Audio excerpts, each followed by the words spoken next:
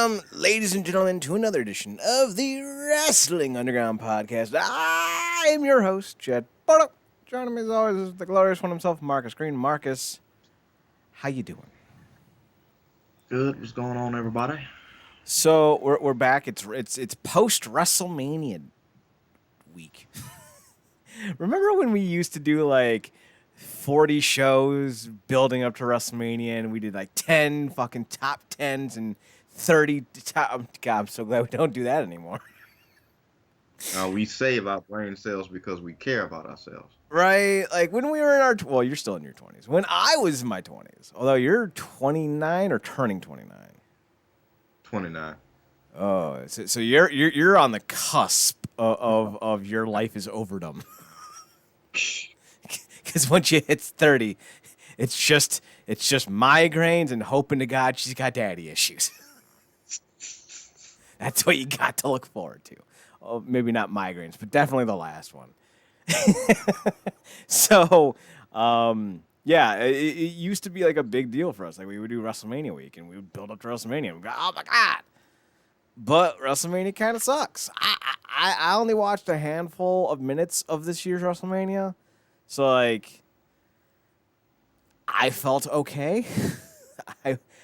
It's like getting the flu shot. Like, you kind of got to get inundated or inoculated to a point where, like, you build up a little bit of a tolerance so you can get through it. And like, I got through, like, 20 minutes, maybe 30 minutes of WrestleMania this year, and I was like, yeah, this is good. This is good. Do a WrestleMania-style Sports Center where you just catch me up on the highlights and what happened, and we're good. Yeah. That's not what happened this week, though. Marcus, did you watch all of WrestleMania? Yeah, I caught it all. Caught it. Well, except one match. I refused to watch that cage match. But everything else, I pretty much saw. He did it for The Rock. He did it for the people. Oh, shut up, you thong wearing fatty. So this was like the best part about WrestleMania these days is the secondary shows. I think considering everything that's happened, the peak was probably 2017. Is that when they were in New Orleans? And impacted that cross-branded show with Lucha Underground. Like that was, I think, the peak of the WrestleMania dumps in terms of like the secondary shows. This year, not as many, but there were some. I know GCW did 3 or 4. The only one I paid attention to was Josh Barnett's Bloodsport.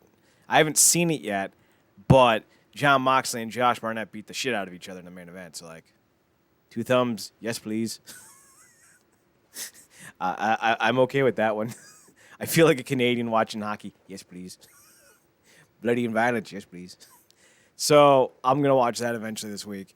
Marcus, did you watch anything else this week besides Hardcore Justice and WrestleMania that was being showcased?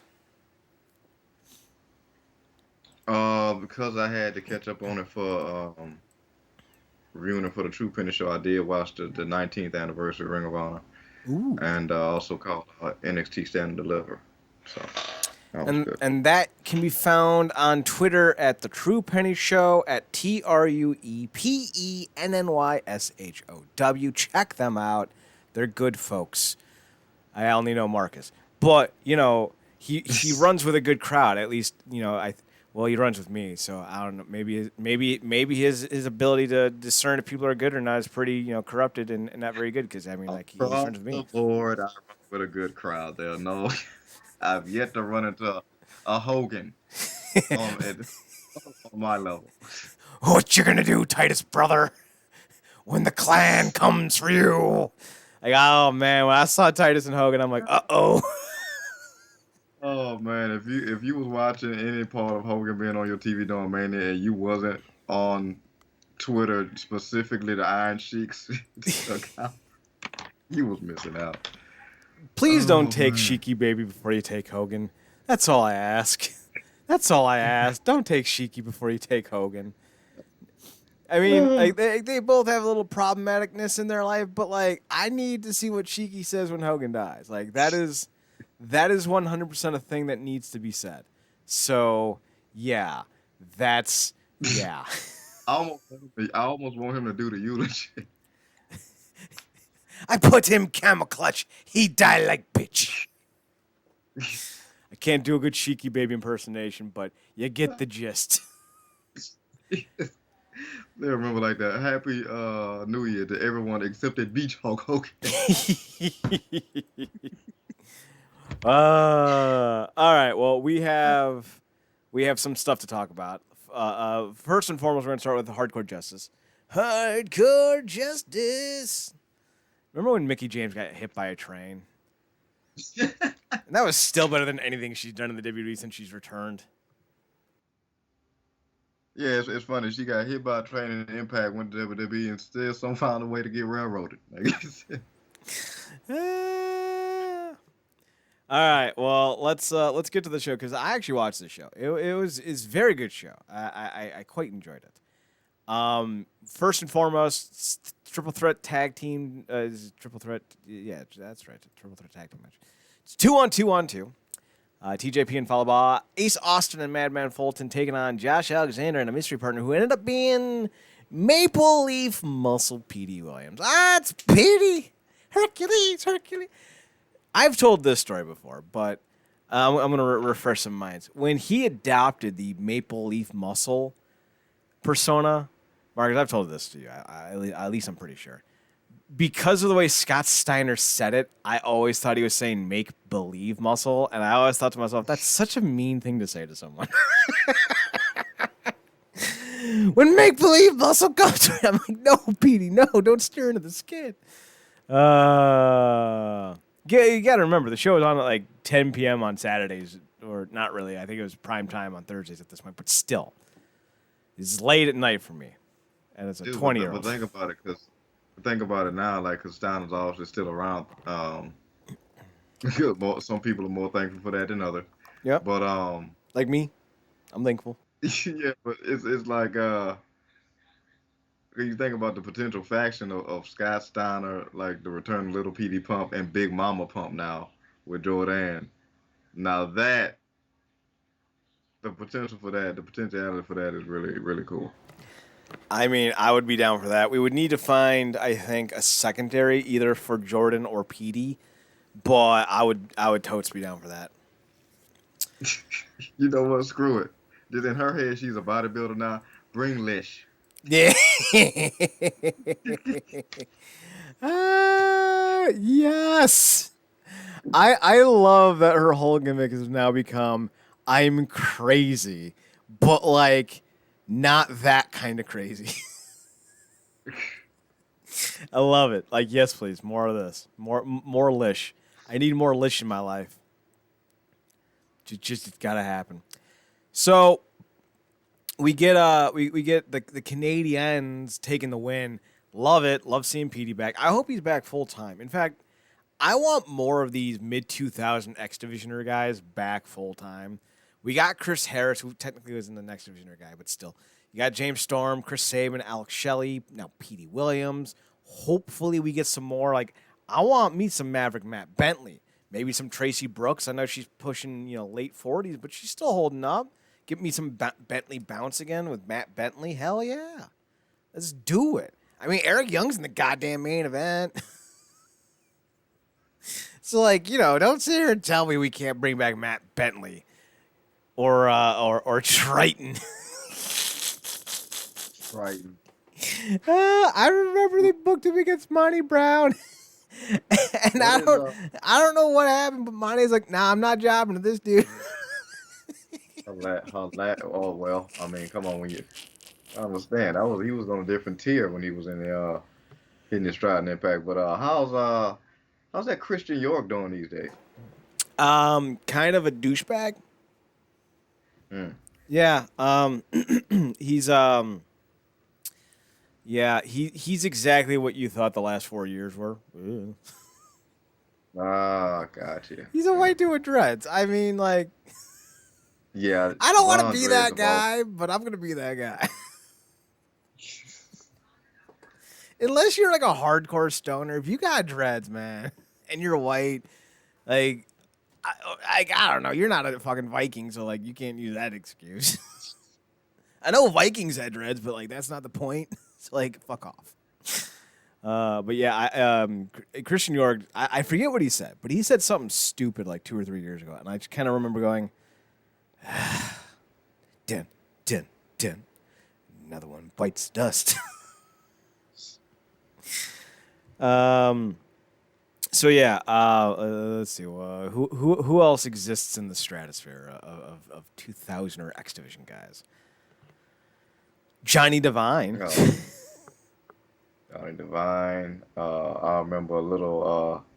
This probably be hard to pull off now, but little Tigre Uno was cool. Oh yeah, yeah. Um, I wouldn't mind seeing some extreme Tigre.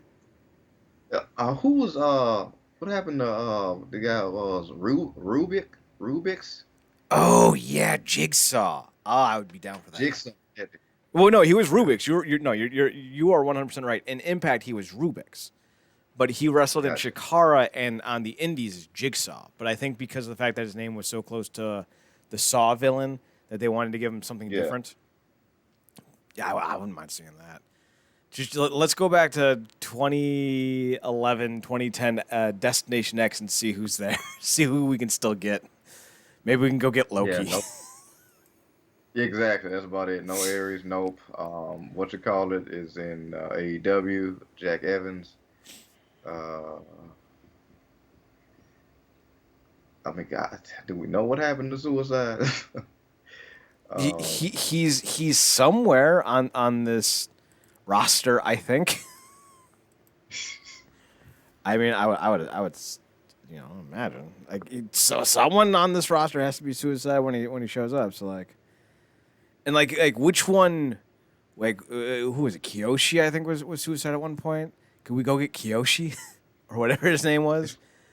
it's funny because was it did Caleb play him at one point? Yeah, he did, and I think he still actively does.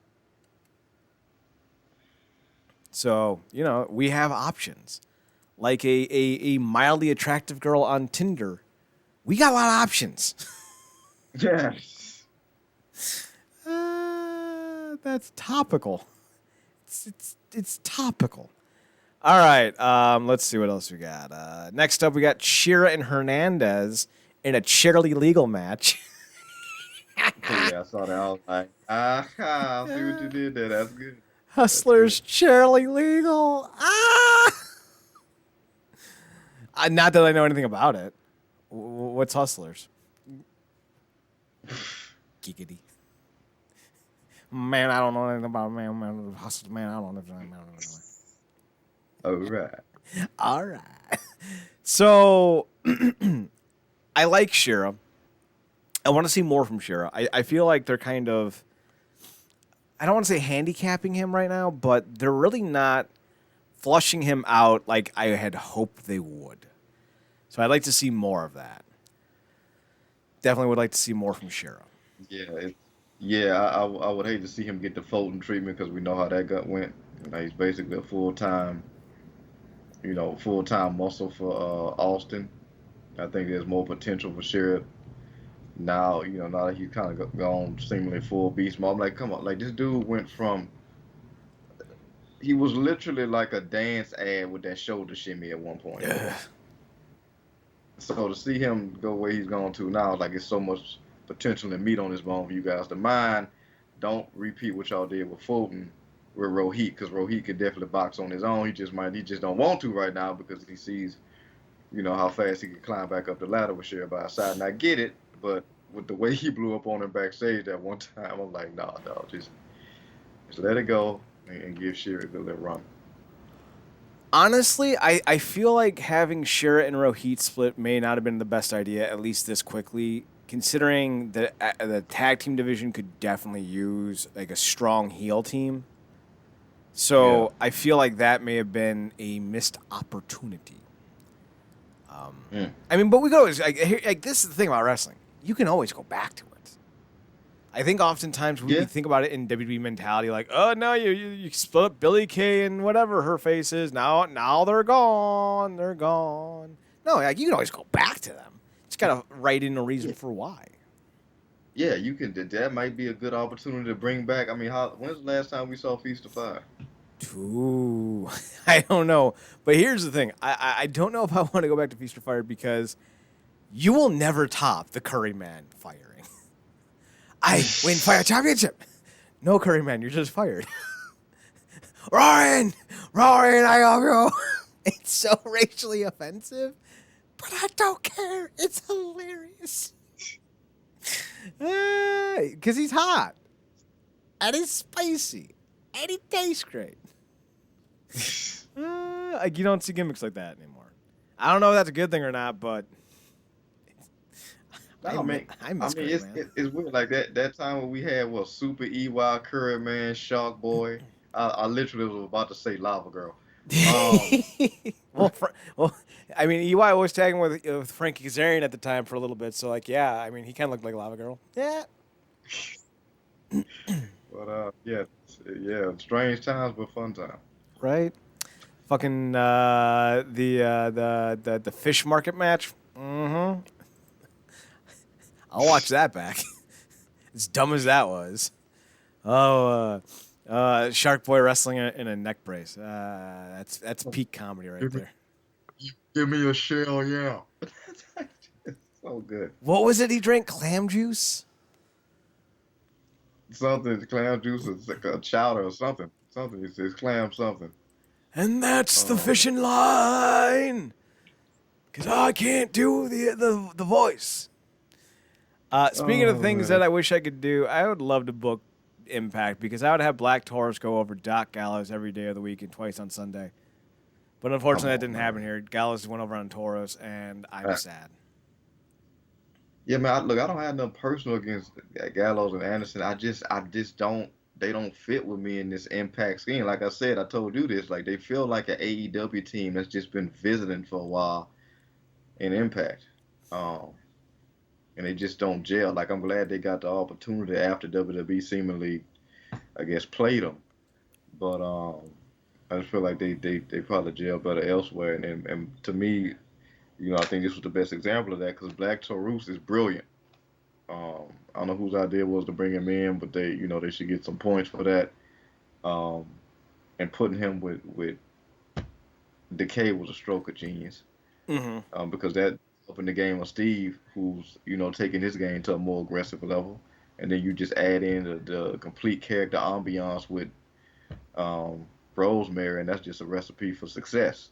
But again, oftentimes certain narratives take more precedent over logical booking, and with everything going on with Gallows and Anderson's association with Omega, who was in the main event, I think that's the only thing that's really keeping them where they at specifically because they don't have the title. So hopefully we don't see too much more of this, specifically with I guess Rebellion coming up. Mm-hmm. That's coming up, 2 weeks from now? 3 weeks from now? Yeah. Yep. Here's hoping. It's going to be interesting. So the next 3 matches are whatever. Matt Cardona defeated Johnny Swinger in a mystery crate match. I think this is the match that had the Scott Hall photo. Yeah, that was hilarious, man. Shout out to commentary. It was like, what do you think we're gonna do with that? He was like, I don't know, but I'm pretty sure Scott's gonna be calling for merchandise. So that was a nice little thing. Cardona goes over. They're really building up to the idea of Cardona versus Brian Myers at turning. What is it? Final Rebellion. The Rebellion. Yeah, That's what it's Rebellion. I feel like this is the only way I can sell Chad in 2021 on Feast or Fight. Okay, hear me out. We don't have Myers and Cardona seemingly get fired at the same time. Like, go. It's just a fight. Do it, Anakin. Do it. It's just a fired match. Oh, Matt Cardona, you won. You're fired. And Brian Myers like, yeah, what are you cheering for, Ginger Boy? You're fired too.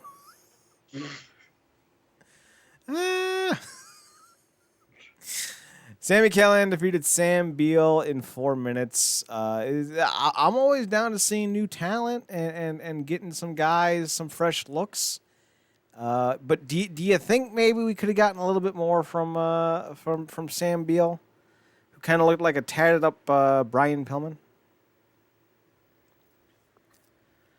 Yeah, yeah. It was not that exciting. I think I'm trying to go down my list of people that could have came out, but if ultimately they was not gonna get the win, I'd rather be I guess an up and comer Mm-hmm. than somebody like James Storm because that actually deserves like a match scenario. But yeah, I mean it was fine, and then, I guess they continued the thing with Miguel, so we'll see. But yeah, he did like you said, a tatted up Brian Pillman. Well, I'm always down for a little bit new talent. I just don't think we got enough out of that specific one. That's just Yeah. kind of my take. So with that being said, let's see. We got Jake Something defeated Brian Myers in a blindfold match. Talk about a match that I wish I didn't have to see. I'm sorry. I'm so sorry. Like, this is going to be one of those in 10 years where everyone is like, hey, we have to cancel that Chad guy. Wow, what'd he do? Made a blindfold pun in a wrestling match podcast. Oh, my God. Man, like, there's calling someone the N-word and then that. I know. I really messed up today, folks. Marcus, I hate blindfold matches. Even though you can actually see out of the blindfolds and like whatever, but still, I hate Which, them. which we saw because obviously Miles is a douche. But yeah, this between this and then the other the match with Cardona, this kind of made it more of a variety show for me, Hmm. where they was kind of going for every fan vibe. Because I didn't need either of these, and it's nothing against Myers or Cardona, though they conveniently are probably my least consistently interesting stuff on these shows. Um, yeah, it's just like I'm happy for Jake to get a win, but I think he can be doing more stuff. But he's kind of falling in that rut too because he keeps taking L's to Violent by Design too. So Yeah, I will say this. I long for the day when someone decides to do a blindfold match hilariously. Like, just have like an entire like regular like 3 minute intro where everyone's like doing like arm drags and chain matches, like chain wrestling and like big power moves and shit. And then like like everyone's like clapping, and then like the two opponents like high five, and the ref goes, "Wait, you two can totally see what you're doing." And then they both go, "What? No, no, we can't see anything." And then like he goes to slap him, and the wrestler catches the ref's hand as he's going to slap him, and then he's like, "Ah, you can totally see." And then the other guy starts getting indignant. Oh, I can't totally see. And then he goes to kick him in the nuts. He catches the foot, and he's like, "Oh, you can see too." Like, I would love that. Like, that would be the oh, dumbest shit ever. oh, somebody go like in that video on the internet. I'm legally blind. I'm legally blind, but it could always be worse, man. It could legitimately be an eye for an eye match. Marcus, the 11th commandment. Thou shalt not reference that bullshit. It was like we put Mysterio through too much. We need to repay him. How? Put him on a 2K 2021 cover or 2022 cover. Like okay, Is he the cover athlete? I thought he was just the trailer athlete. are they not the same thing? No, not no. Usually they do like a big announcement, they did with Roman and Becky, and I remember when they did Seth, they did it for him. So not necessarily the same thing. I mean, they might be. He might actually be the cover athlete, but they haven't announced it yet. But then again, I mean, why would you use Ray if you're not going to make him the cover athlete? So I don't know. This is WWE we're trying to figure out, which is yeah, about as useful of an idea as anything. So maybe don't try to figure them out. Just kind of wait. That's my advice for myself. Just Chad, just stop. Just wait until they do something. It's more than like it's going to suck. Speaking of things that didn't suck, my hero this weekend, biggest problem I have with it every week. It's too short. Yeah, because you watched the first F-Dub, right? Oh yeah, man. I was Yeah. talking to my friend about this 2 nights ago. If I want to read a cartoon, I'm gonna just get a comic. Brilliant. But yeah, simple but brilliant. Yeah, you're right. Yeah. Yeah, I tend to have some brilliant moments in my life. Yeah. But yeah, like I said, man, Bakugo does not know chill. Bakugo. Anyway, speaking of Bakugo, Sami Callihan defeated Sam Beal. Jake Sullivan defeated Brian Myers.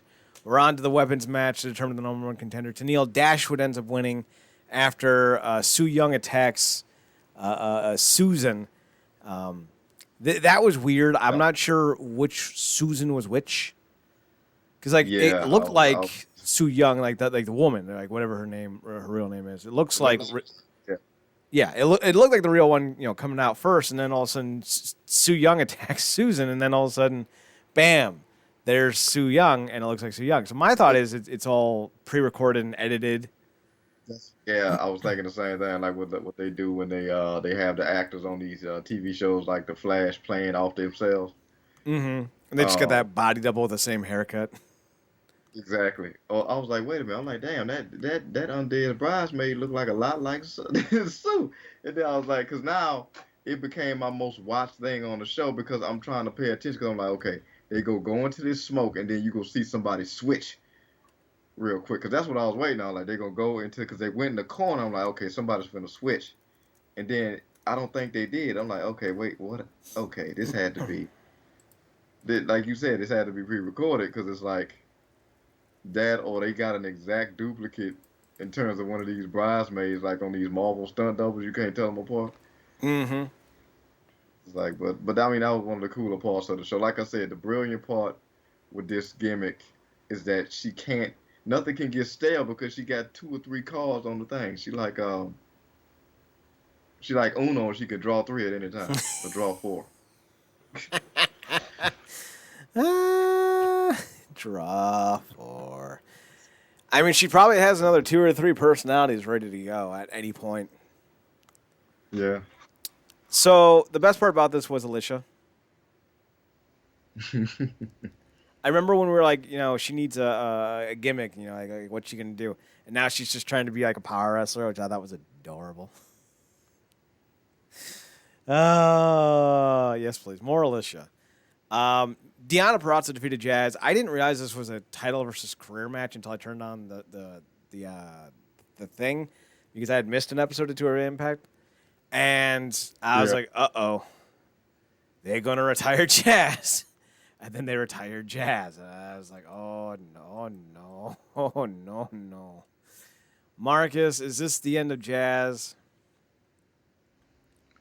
Maybe an Impact. I don't know. With wrestling, I've learned to never say never. Specifically, watching somebody like Jerry Lynn, um, who felt like he's had so many retirements. But yeah, it may very well be. I don't know what she's doing outside of this wrestling, but she looks like a woman that has a full life and kind of just came back to obviously get shake some of the cobwebs off and kind of get back to something that she loved and in an environment where she wasn't restricted or anything. So Last I besides, read, I think she's a corrections officer. oh yeah, I think you told me that, which actually fits. I wouldn't want to fuck with her in prison. I wouldn't want to fuck with her at a bakery. Excuse me, at no point I was in did line before you. I'm sorry, ma'am. Go right on ahead. At no point did I ever think that character, that woman behind that character, took any shit off anybody. So that makes sense. Um, they've given Deanna the only thing they've given her that they didn't give Tessa was a shot at the world title at this point.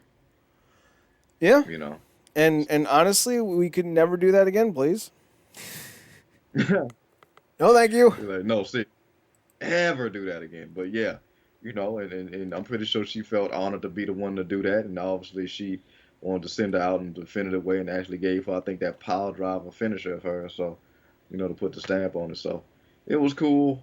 Like I said, Deanna continues to rack up achievements and notches on her belt. Jazz, kind of got her swan song. Matt Striker did a nice talk up of her on commentary, and you know, Big Mama Pump came down, and it felt like some real emotion. I just kind of wish it was in front of an actual crowd, but Yeah, and that's kind of the thing with sports being the way they are at the moment, and events being the way they are at the moment. You kind of have to ask yourself what's more important: going out when I want to, or going out in front of a crowd, because the two may not be the same at the moment. Like yeah, Habib didn't go out in front of much of a crowd. If maybe he did, I forget which show he retired on. But like, if you're an NBA player, like Vince Carter went out in front of no one. Like, that sucks. Vinsanity, future Hall of Famer. yeah. Fucking last game was in a bubble in Orlando. And you and you think that the worst possible case scenario is you trying to wait till crowds to come back only to get injured, right? Like Yeah, you prolonging, so that could be, so I'd rather we got distance something happening, because it's, as you get older, you working against, Mother Nature and Father Time, man. So you got to be careful. Anything could go wrong, and then you can be forced to delay your retirement because you got injured. Now you got to come back and have one last match. And you never want to get caught in that scenario. no, you don't. Sometimes it's just best to find the best case scenario and roll with it. So, if this Yeah, is the end for Jazz, she got a nice little run out of it. I would have yeah, liked to have seen her win the Impact Tag Team titles, or the Impact Knockout Tag Team titles, but they went to someone else. But I will say this: 2021 so far has been the year of the female black wrestler. Jazz had a yeah, great comeback. Kira Hogan, she won the tag titles with Tasha Steelz, who's Dominican. And then, of yeah. course, you had the main event of WrestleMania Night 1, which we'll get to, which was Bianca and Sasha. And it kind of made me think, like, we haven't had a black man, like an all-black man main event of WrestleMania yet, have we? I mean, not counting Warrior and Hogan. Oh, wait, Jesus sorry. Christ. There, they're like, there's Sands and then there's Frieza. But but what's she gonna do, brother? Hey, yeah, you watch that brother. Like, no, Well, literally, you watch that brother. Well, you got to remember, if you're gonna do the parallel to Hogan to Frieza, you have to remember Frieza always called Saiyans dirty monkeys. So like, I would be very careful with making that analogy because fucking bad Frieza super fucking racist. Although then again, Hogan's not racist. You One's know? purposefully racist, one's you want to say ignorantly racist, but it's like I don't want to give him any type of credit. Um, But which one are we the talking? Like, benefit of here's the thing: like, they're both super racist. Like, all right, yes, exactly. technically Saiyans do turn into giant apes that look like werewolves. Fuck it. But like, which one's the real racist and which one's the fictitious racist? Like they're both pretty fucking racist. Like Frieza literally destroyed an entire planet just to kill off all the filthy Saiyans, as he says. So like, I It don't was know, funny. man. Goes back to that J.J. Jonah from the first Spider-Man. It's like one's written because he's an actual he's an actual character, and one's slander. So one's liable. What's the difference? Slander's spoken, libel's printed. No, no Frieza, no Hogan. You're both racist sons of bitches. But here's the real problem. Frieza got cut in half at least. So, like, at least he got some of his comeuppance. Yeah, Hogan got booed by. But no, he didn't. No, he got booed live because there was no virtual crowd, so that was fun. And the fact that it was Titus who got the any good thing that can happen to Titus is warranted at this point in that company. So I was just hoping that Titus would trip Hogan at some point. Like, just like, whoop, uh-oh, sorry, brother. Oh man. Arr. Hogan's like, wait, is that a Bonix? No, You Hogan, it's get you not. get you give you give him a BS RKO against another trunk. Oh man. Oh man, that's right. Randy Orton's little love tap RKO. Never in my life did I want two people to break their necks simultaneously. Oh, that was so bad, but so typical too, because it's wrestling. Oh man. Right? So anyway, let's move on. Jazz says goodbye. We'll see more about that on Impact this week. Then Tommy Dreamer gets jumped backstage. Uh-oh, what happened with Tommy Dreamer? Oh no, who done it? Who did the thing? So that means we got Eric Young, Diener, Joe Doring, and Rhino taking on Eddie Edwards, Rich Swann, Willie Mack, and a mystery partner. Although we didn't know if there was going to be a mystery partner. The thing that I liked about this was it was a 8-man hardcore war, but it was basically war games without the cage. And I was kind of disappointed because I'm like, how much money would it have been to actually just haul in a lockdown cage? Like, it couldn't have been that much more money. And come on. So I was a little disappointed we didn't just go straight into lethal lockdown, but like, whatever. By the by, when was the last time we had a lethal lockdown? Do you remember? The only one I can think of, and I know it's been one since then, but all I can keep thinking is back is because it was defined by a certain thing for me. It was the breaking in of Garrett Bischoff. 2014. Never forget. That was the show where they had the wacky ass camera angle where it was situated over the entranceway. Yeah. Never understood that. To this day, never understood that. What are you gonna do? So that takes us to the way this came out. I liked it. It was a lot of fun. I think I remember the order correctly. It was Diener and Eddie, and then it was Rhino and Willie, and then Doring and Swan, then Young, and the mystery partner, which was ended up being Trey Miguel. It was enjoyable. I don't know if this was the match that Eric Young had torn his ACL at, because it didn't seem like he was all that hindered, and I was looking for that, like, because he had torn his ACL at some point during the taping. So I was like, all right, let's see if we can't, let's see if we see something. And I didn't really see too much of an issue with him, in terms of moving. But then again, he may, be very static in his movement these days, or maybe he did have an ACL tear and he just knows how to work through the pain. It's like, I don't know. Did you see anything that made you think that he had messed up his knee? No. No. And this is my first time hearing about it. And I'm going through my head trying to see if something could have happened. Of course, it could have happened, and because of how he is, he could have just worked through it. But I didn't see nothing. I mean, when it's an ACL tear, it's not really something you kind of just brush off. Um, so As someone who had an ACL tear, I can tell you it is most certainly not.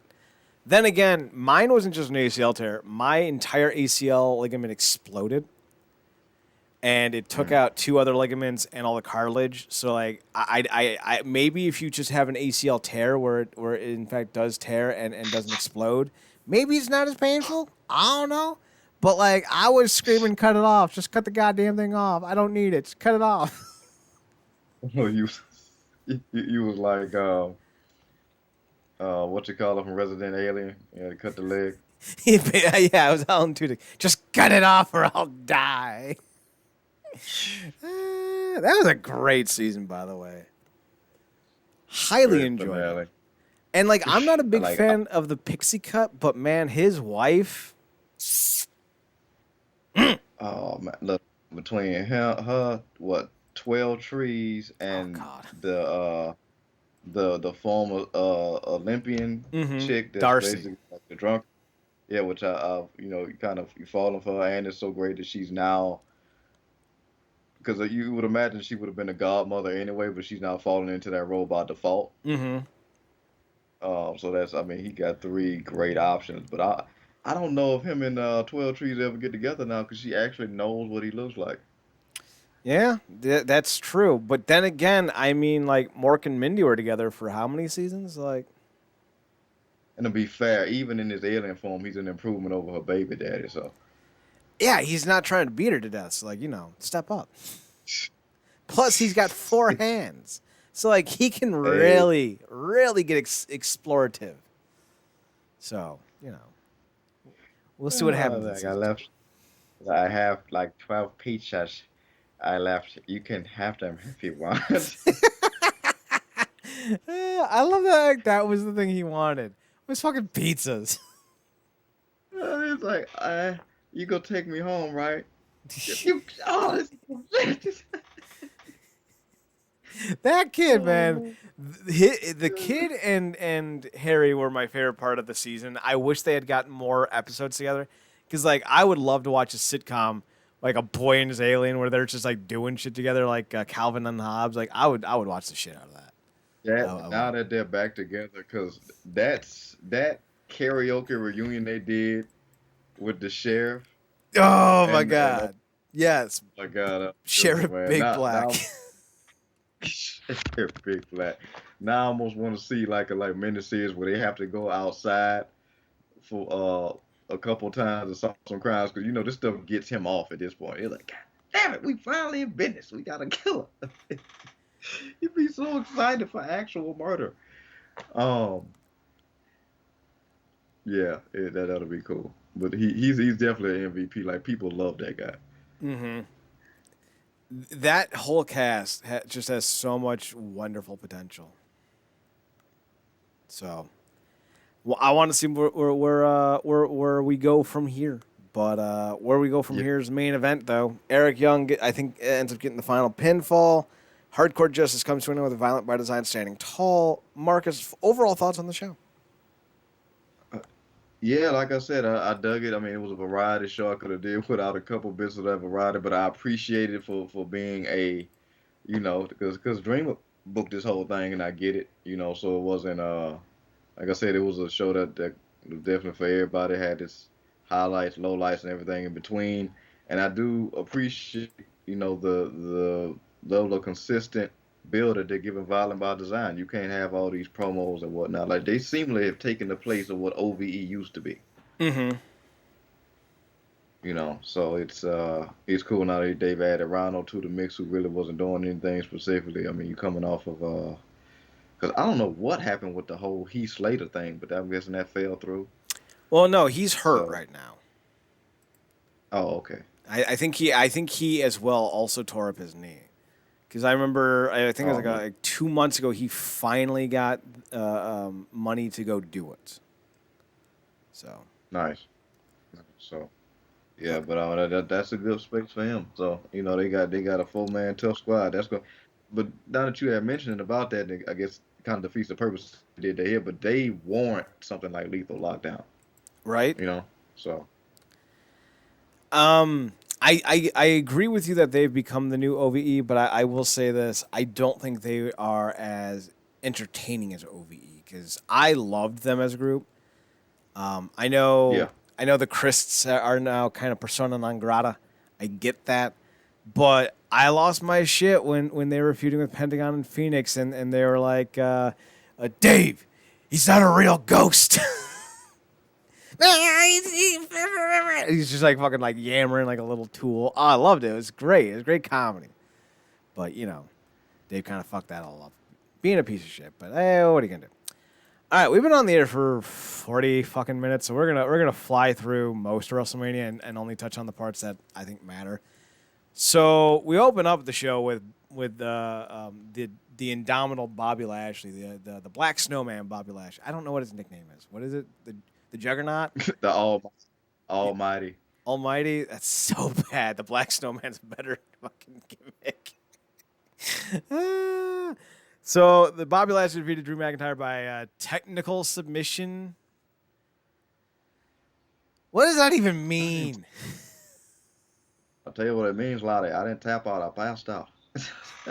Yeah, but guess what? In fighting, we just call that an RNC, a rear naked choke. It still counts as submission, bud. I don't get the difference. Like, whether you pass out or tap out, either way, what you're doing is defeating yourself. Like, you lose.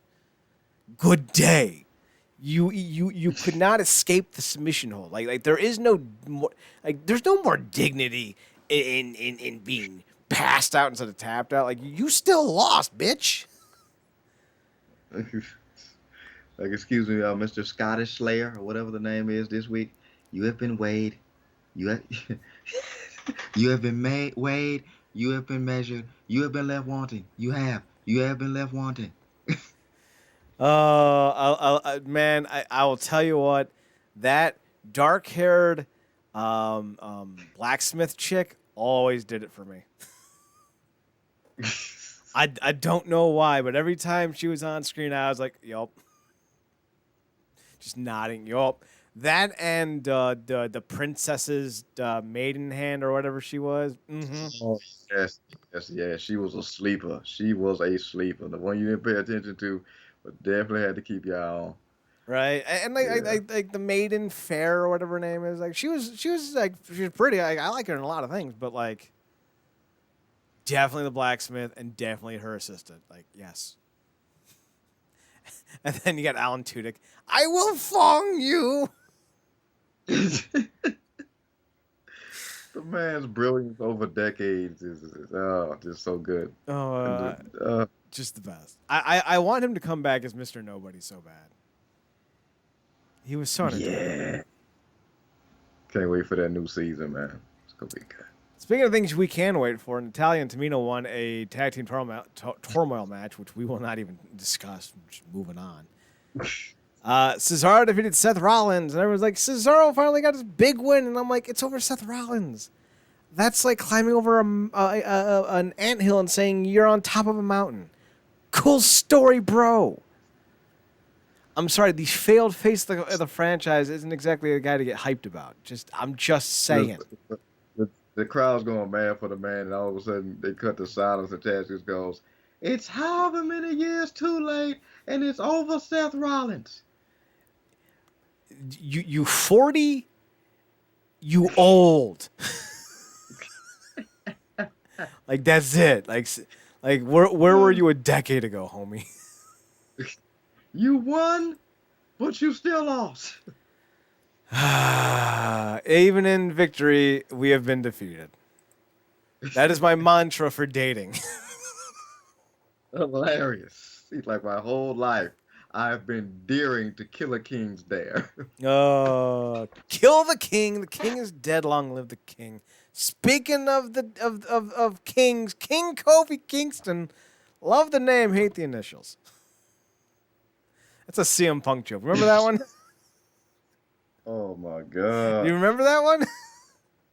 No, I don't. But I think it was fits. it was when CM Punk was doing commentary. So what was that? 2010, 2009, 2010, 2011, and they were doing the King of the Ring, and I think it was either Regal or Barrett when they won it, and I think it was Regal, and Kofi was in the finals, I think, and Punk was on commentary, and I think the line was something to the effect like King Kofi Kingston has a nice ring to it. Not a fan of the initials though.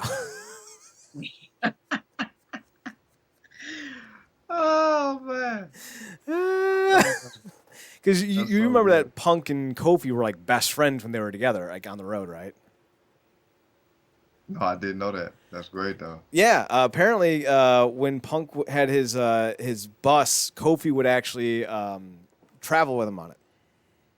I think Nice. this was like right before the New Day happened, because like the New Day happened in what 2014.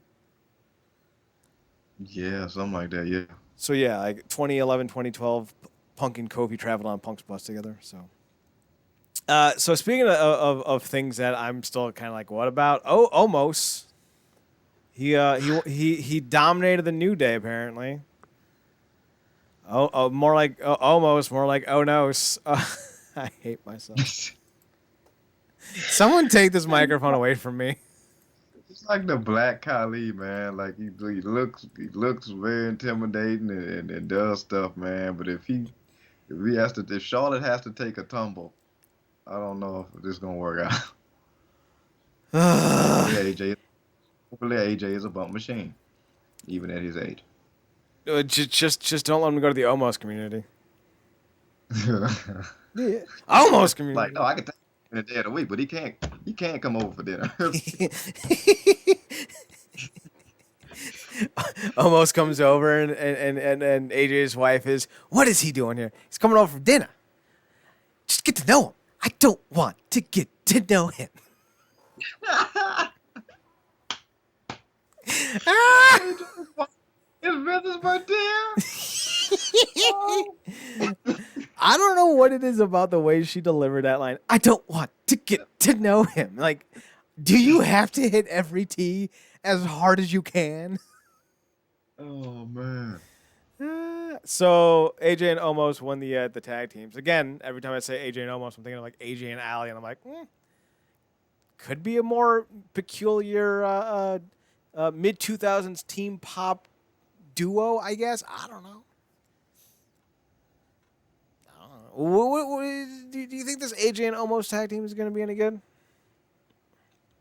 Yeah, I dig it. I dig it for the personality difference, and obviously, like I said, the AJ being a bum machine, almost kind of just coming in and being a hammer and whatnot. Obviously, they can improve on this stuff here and there, but it's funny because that we'll talk about later, like him and a certain other big man are like the only two things that got salvaged from Raw Underground. Oh yeah, Dabo Cueto or Babo Yago or Bobbity Bobbity. Basically. So we'll Dabo Yabo. we'll see. Because somebody tweeted about that, and then I quote tweeted like, I don't know if I want this tweet to age well or not. Was Omos Because really on Shane, Raw Underground? yeah, he was the doorman. Man, that's too tall almost. Like, who's he going to stop? He can't see anyone. He's too tall. Got clouds in the way. A light fog makes him the worst doorman ever. Just sneak underneath. There was a really good joke to be had with Rey Mysterio and Kalisto trying to literally sneak in, but they didn't do it. I would have loved to see like Omos is in a fight club, but you got to be 6'5" or taller to fight him. So then like you see Kalisto walk in like with a giant ass trench coat to fight Omos, and then he just opens it up and it's Kalisto on top of Rey's shoulders. And they still don't meet the high requirement. They probably don't. Anyway, so Braun defeated Shane. Moving on. Bud Bunny and Damian Priest defeated The Miz and John Morrison. Remember when this was a tag team match, but then was made a singles match, but then made a tag team match again when they both got healthy? I do. I didn't watch it. I don't care. Bad Bunny got rave reviews, though, so, like, that's cool. Yeah, man, apparently he showed up and showed out, which I appreciate, man. You know, I dig it when celebs come in and actually take it serious and are legitimate fans. Like I said, you know, I'm glad he got the chance to do that and kind of shed a lot of his doubters up. I didn't have a dog in that fight either way. I just kind of wanted, you know, Priest to get some shine. I think the whole concept of what happened on and off with Miz and Morrison in this match kind of indicative of what their run's been, unfortunately. I.e. bad. But yeah, exactly. But yeah, it was cool. It was cool to see Bad get that thing. This is one of the few times where I think them bringing in somebody like him actually ended up working both ways. You know, in terms of them, you know, him performing well, and then him, you know, getting them some eyes they wouldn't have gotten. And then you know, he got a nod from a lot of people in the industry. So Yeah. cool. And that's the thing. Like, if you show up to do work, doesn't matter who you are, people respect you. So Yeah. I appreciate that. Main event, saw most of this, like most of us. Excuse me. I got the acid reflux. Bianca defeated Sasha Banks to win the title. Big monumentous moment. I dug Sasha Banks' attire for this. Yeah, man. She's a handsome lady, that Sasha. I had too much coffee and pasta sauce today. Oh man, you going through it right now, man. I'm going through it. Oh, It's a thing. It's a thing. How mad do you think Naomi was with Sasha Banks' attire? oh, that's hilarious. I didn't even think about that. I But that's mean, like there's a little similarities with the costume design. I did enjoy the blue in the hair and the green, but man, yeah. like her hair's gonna fall out. Yeah, in my mind, because I'm sitting up there like, is any of these that we've seen wigs? Because this girl, because I remember, like I told you, she was on Stone Cold, and she was like, she had to take a break because getting to a point where she didn't even recognize herself in the mirror hmm with all, because she hadn't seen her real hair in however long. I'm like, that's nuts, man. Because I think we talked about that either with her or somebody else with the hair stuff. I don't know if it was somebody in Impact or what, but the amount of just time that goes into that is crazy. I have a friend who is mixed race, and she's told me multiple times she can't dye her hair because the chemicals actually make her hair fall out because of her Mm. genealogy. So I don't know if that's a thing. So like with everyone, or if it's just her, because she's half black, half Inuit, I think. So I don't know which side of that coin is unable to have dyed hair, but she's like, yeah, I have to wear wigs whenever I want to do something fancy with my hair. So I don't know, man. I don't Yeah, and know.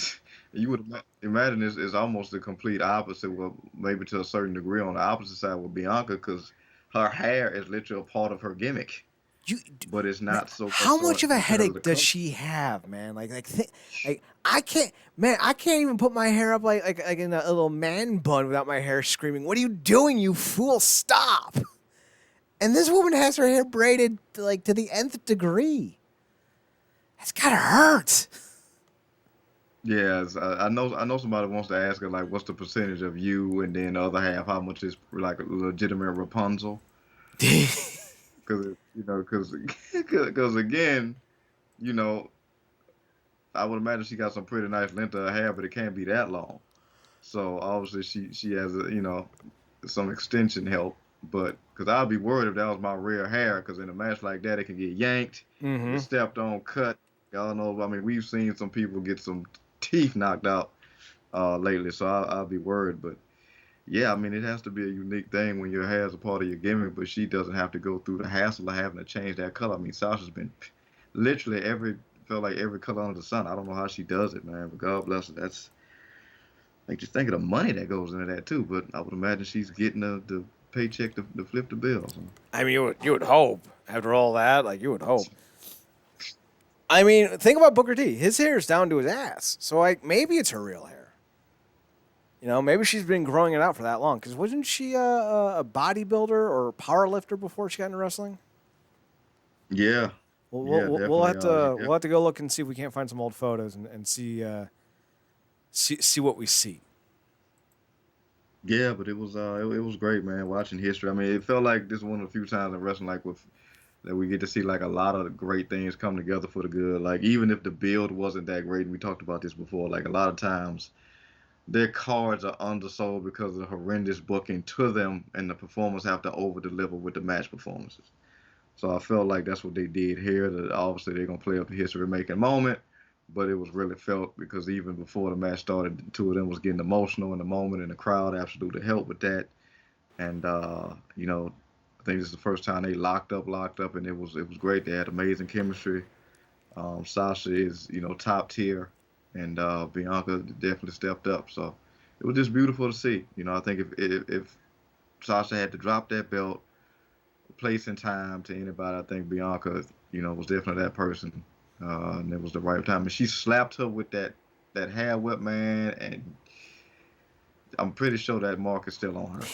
So Yeah, you don't want to eat that. You know, like that. There's just some moves in wrestling you don't want to eat. You don't want to eat that hair whip because let's be honest, people used to make weapons out of hair back in the day. Real thing. yeah, man, And yeah, and it doesn't degrade. It's the only part of the human body that does not degrade. So, like, you're fucked. That and Dropping JBL's facts. clothesline. That and JBL's clothesline. That and them early to mid 2000 Goldberg spears, like that when he Woo. hit on Christian when he had the chair. Jesus. Oh. Poor Nunzio's still falling in reverse. All right, speaking of falling in reverse, let's get through night 2. Ugh, Randy Orton defeated The Fiend after Alexa Bliss turned heel, apparently. Or face. I don't know. Fucking All stupid. this man is going through, and it's Alexa Bliss that's ultimately winning. Like, because it's funny hearing somebody talk about it. It was like he debuted this thing like 2 or 3 years ago, Mm-hmm. and they've absolutely run it into the ground without question. Like, I don't like he might almost benefit better from just randomly popping up back on TV as the Wyatt gimmick. Like, it's that bad at this point. I mean, part of the issue and reason why it went 6 minutes is The Fiend, Bray Wyatt, whatever you want to call him, can't wrestle. He's not very athletic. He's very slow. And I think the reason why they keep him around as they do is because he is arguably their best talker, or at least their most charismatic talker, at least on the Raw brand. But I don't know. I kind of always saw Bray Wyatt as someone who has some severe limitations in the ring, and they do the best they can with him. But ultimately, it's Yeah, not enough. yeah, it's I don't think they had too many notions of how well it worked when it did with the people's response to it, and then you know how they get something catches fire, and then they feed it too much, and then it ultimately burns out because they didn't. He had a gimmick, he had a thing about how he operated, and then it just ran into the ground because he ultimately that whole thing with Rollins was a debacle, Mm-hmm. and then he eventually ran into Goldberg. And then it's like the dude is either supposed to be invincible or it's a one hitter quitter. Mm-hmm. You got spirit about Goldberg, that was it. And then all the stuff that he went through, got burned alive, came back with a burned whole attire, then debuted back at WrestleMania, not burned. So that's the thing. And then it literally no selling all Orton's offense, only to take one RKO off a distraction and takes the pin. Like what is there's no consistency. There's not any consistency, and let's point out the obviousness though. Has he ever had a good WrestleMania match? Because I can't think of one. No, no, and I think that's the midway point between both our things. To me, like if it's gonna be with like you said, he's not freaking Dean Malenko by any stretch. He's So he's not go even to Dean Malenko at 60 with Parkinson's. Let's be it's clear. like no, like it's like Marcus, he's not even Nunzio, and he's still falling, and he's still better technical wrestler mid fall. Um, Nunzio was a hell of a hand. I will not allow you to slander one of the few Italians in this industry. it's like damn it, one day he's gonna rise. Um, I but mean, he yeah, like won't, but I appreciate it. I do. it's over. It's over. But yeah, go to Maria route where you have like the ambiance and everything else about the character except the in ring be what it's about. But you didn't even do that. Mm-mm. Like you didn't even allow that to happen because he had to be fed to people, and then there's the inconsistency with the stuff. And sometimes he's like he was getting beat, and then the five Funhouse stuff picked up. I think he picked up a little bit momentum with that crap they pulled with him and Cena. Mm-hmm. But even that was so out of far field because you really couldn't explain it. You kind of just had to enjoy it for what it was. Yeah. But again, it's like they even because we know, like I said, he ain't putting on no 5-star classics. That they don't even. The only time I've even seen the company acknowledge his Mania match with Taker is when Taker had to talk about it in the last Ride documentary. I think that's also another sign of how bad he actually is in the ring. Because like Taker wasn't great when they had their match, but he also wasn't terrible. I mean, Yeah, Reigns had an okay match with him. It wasn't great, but it was serviceable. So that really yeah, shows you just kind of how lacking Bray is. You know, like, and truthfully, I've said this before, and I'll say it again. Man, I love being a turtle, but also the only like truly memorable great match Bray has ever been in was the Shield versus Wyatt family match, and that was mostly because Rowan and Harper did all the work. Yeah. So Yeah, man. God rest his soul, man. That you're right. I mean, it just worked better, and then Braun eventually got tacked on to that. And we've seen how that's gone. But yeah, it's weird because, like I said, of all the stuff he's gone through with this, the being probably one of the hottest things the company had, now being one of the most disappointing things, all that for Alexa Bliss to be the one getting all the momentum, mostly because she thrives, and I mean, this is where she thrives in this character work stuff, but also because half of the toxic part of their male audience is probably beating off to her because of all this cosplay they imagine her doing, and then she got liquid and stuff pouring off her face and whatever else. Like she probably like some people's like doom wet dream or something at this point. And we know there's certain factions of that crowd that digs that stuff because they were probably already digging her dressing up like Harley Quinn and God knows who else. So she's the one benefiting from this. It's not Orton and it's definitely not him. So I think the real thing that is concerning me more than anything is the fact that she's got pigtails, she's got a little cute little schoolgirl skirt on, and now she's got a little stuffed toy that she's carrying around with her. What are we doing here, folks? Like, I know we made some Charlie legal references earlier in the episode, but this is a different kind of weird. Speaking of weird, Natalia and Tamina somehow got a match on night one, and then on night two. Oh, look, and they lost by technical submission. What the fuck is technical submission? I don't give a fuck. I don't care enough about this. Moving on. Don't care enough about it. Moving on. Sheamus bro kicked Matt Riddle into unconsciousness. At least I wished he did. That would have been awesome.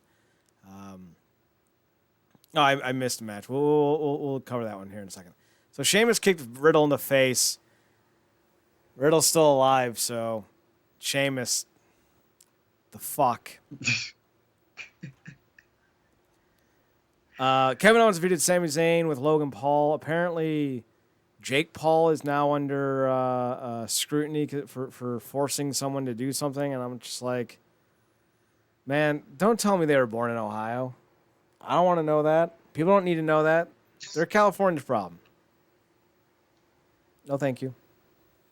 I would love to see Logan Paul fight an actual boxer. Like, that'd be hilarious. Logan Paul versus Tyson Fury. No,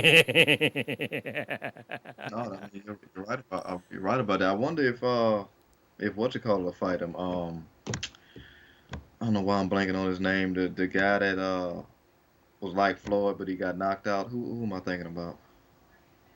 Not Anthony Joshua. Broner, Adrian Broner. Yeah. Oh yeah. That'd be interesting. You know, Yeah. I wouldn't mind seeing Logan Paul face a dude with a sledgehammer.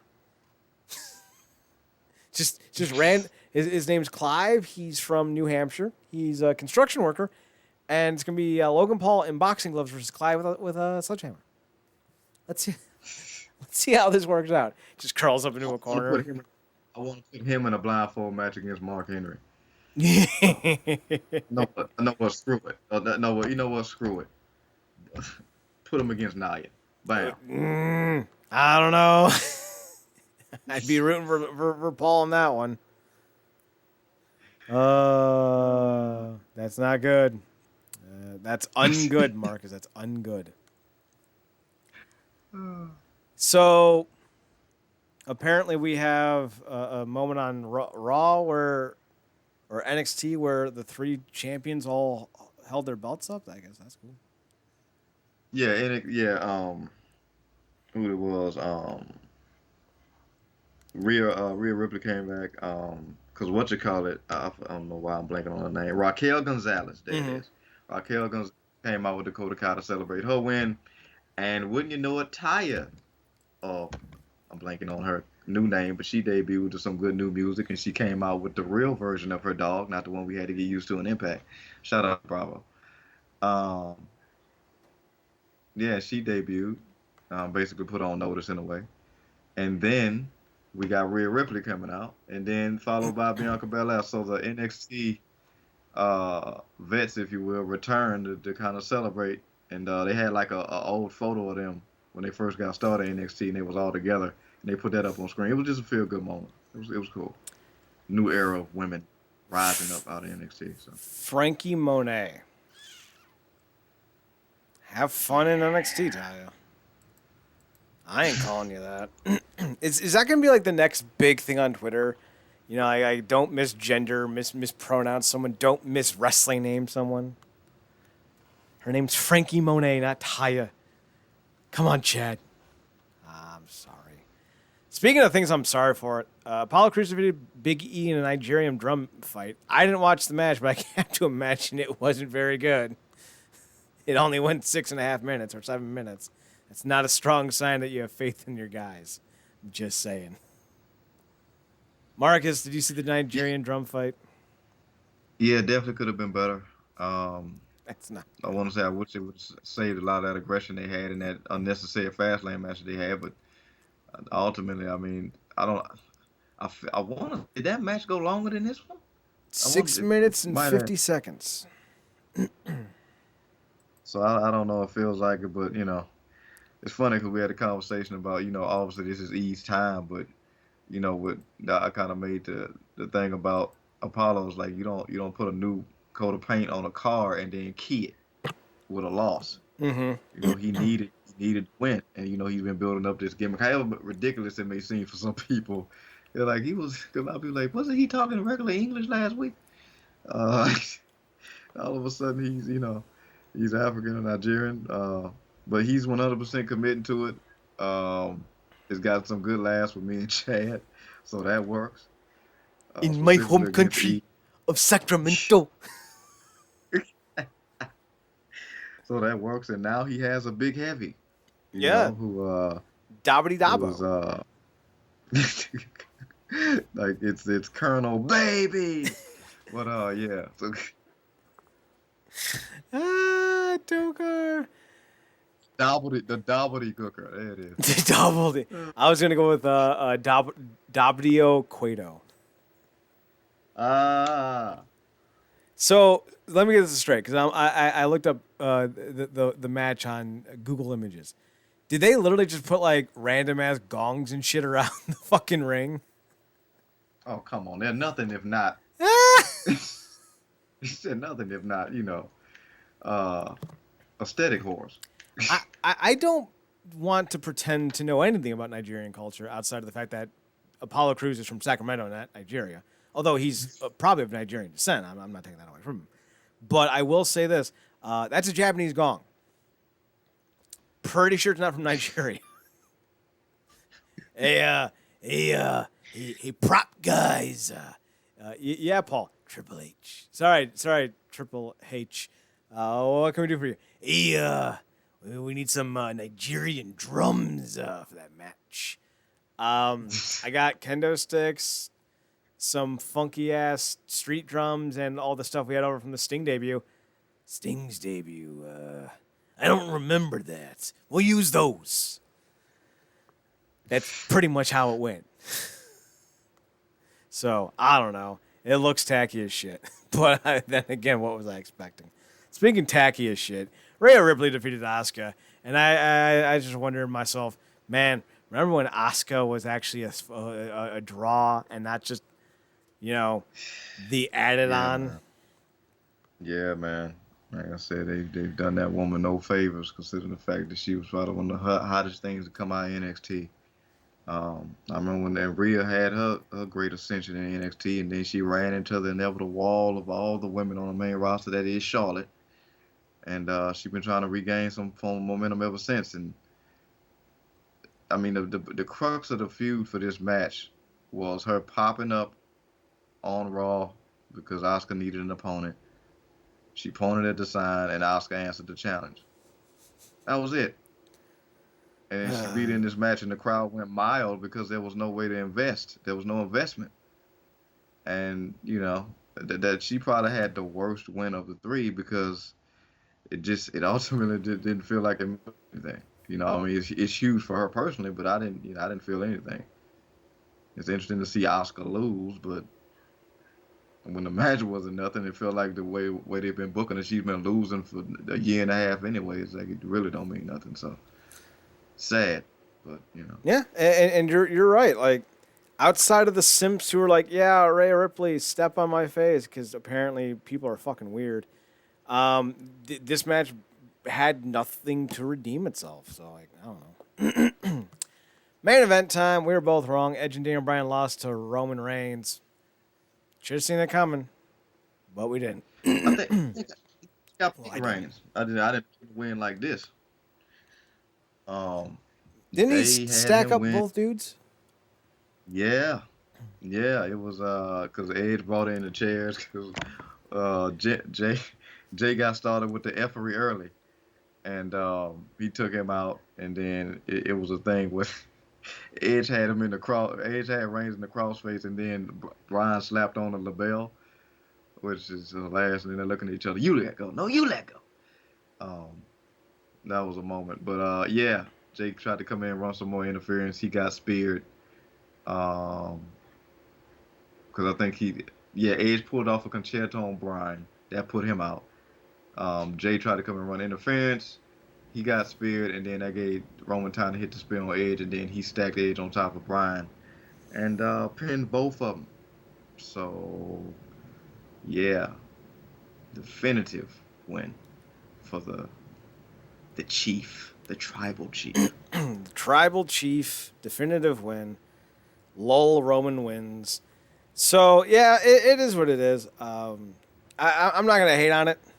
You know, Roman's been getting some rave reviews this year. I don't know why he still wrestles the same, but it's not the worst thing in the world. So, any final thoughts on WrestleMania?